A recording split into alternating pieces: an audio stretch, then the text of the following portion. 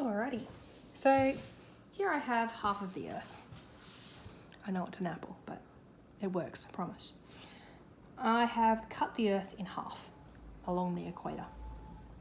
And now it looks something like this. So now it's a circle. This is kind of what the inside of the Earth kind of looks like. Well, at least it's a good kind of model for that.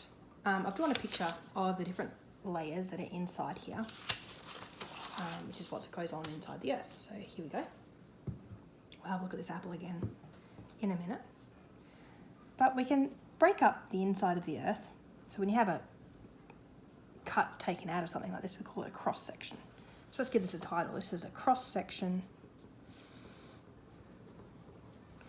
of the Earth.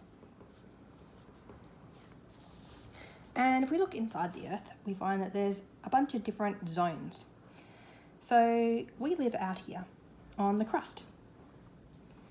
And the crust is a really, really tiny place when you compare it to all the stuff that's on the inside.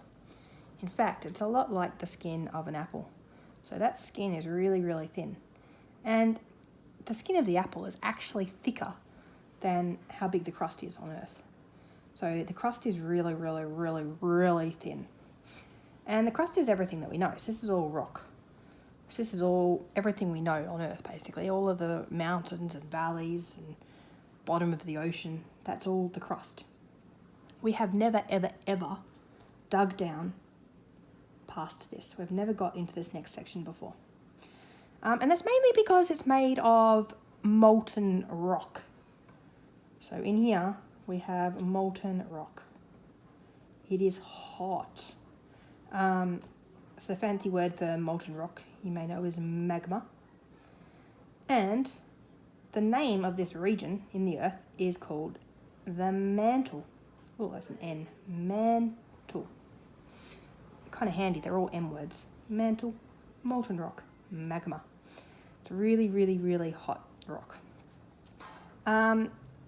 It doesn't flow quite as nicely as lava, so magma is not exactly the same as lava. Magma is the stuff that's inside the Earth. Lava is the stuff that's outside the Earth. Oh, windy, windy. And because it's in here and it's got all this weight of the stuff on top of it, above it, it's not nice and flowy like it would be up on top of the Earth. It flows a bit more slowly. It's more like kind of a caramel, like what you might find in a Mars bar. You're probably wondering what this Mars bar is doing here. I'm going to show you that in the next video.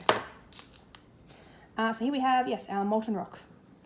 And then further in, we have what's called the outer core.